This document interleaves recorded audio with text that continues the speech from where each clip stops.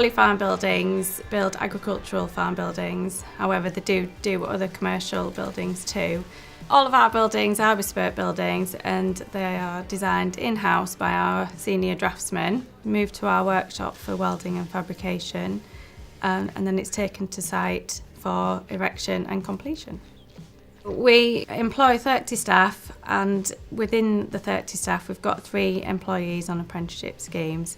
So our first apprentice was Robert, who came as an apprentice draftsperson, and he is now in his 2nd year. We wanted to train somebody in-house for that role because it's a role that's specific to the company. We wanted to train him in the collie way, so to speak. Being an apprentice draftsman, basically started on the basics, so doing a lot of 2D cladding of buildings, a lot of 2D details for real jobs. Because I knew what I wanted to do eventually, I thought this was the best way to kickstart my career, and I just wanted to get on and do it. As an apprentice, you're doing something that you're passionate about. The second apprentice is Jack Smith, and he's just in his 1st year, and he is our trainee site worker down the welding and fabrication route, so he will eventually do on-site welding.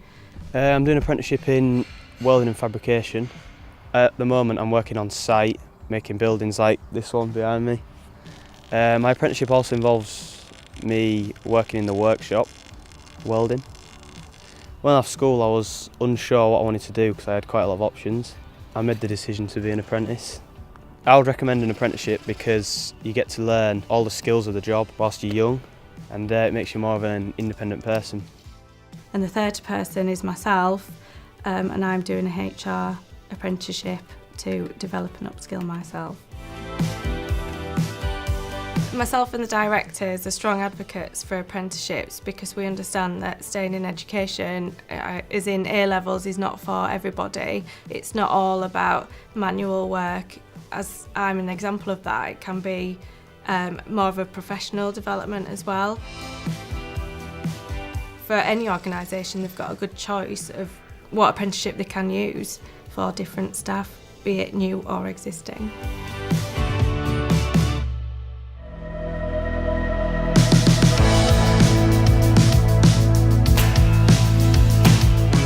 Ideal Building Systems are based in Bridlington. We build modular buildings, anti-vandal cabins and steel cabins, and we employ about 80 people. We've got joiners, roofers, all kinds of building skills we need in the office to build our bespoke modular buildings. We've been running our apprenticeship scheme for about 7 or 8 years now, maybe more. Well, you can see what you're getting and you can mould them into what you want them to be.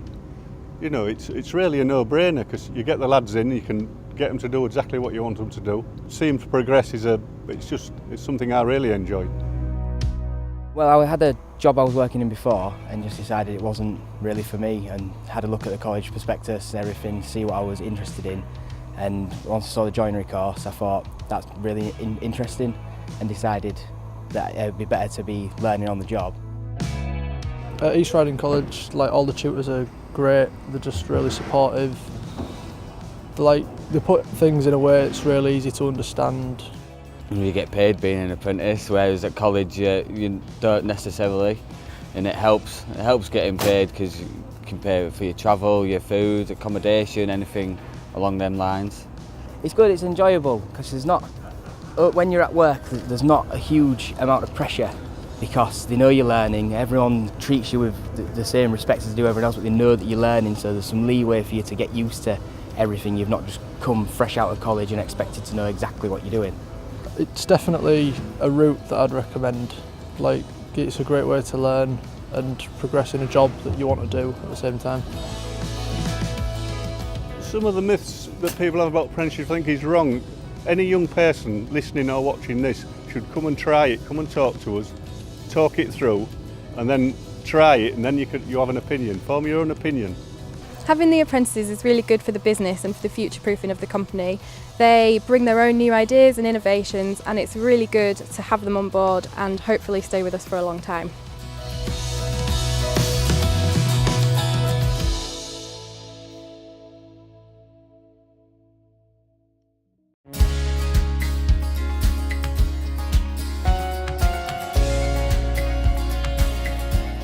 Ferguson Fawcett Arms Hotel is basically what you would class as a typical English country pub. The style of food is almost entirely fresh food. Candidates that are coming to us on apprenticeships are handling fresh produce from raw and learning multiple processes. The advantages of us as a business employing apprentices is the fact that we start with a completely blank canvas and then we can give them the skills necessary to be successful within this industry.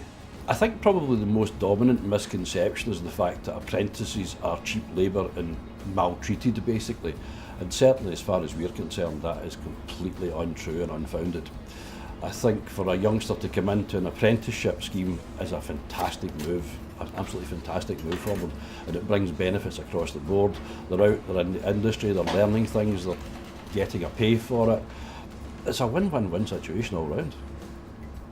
When Luke Smith first walked through our doors, he was a bit of a kind of lost soul in certain respects.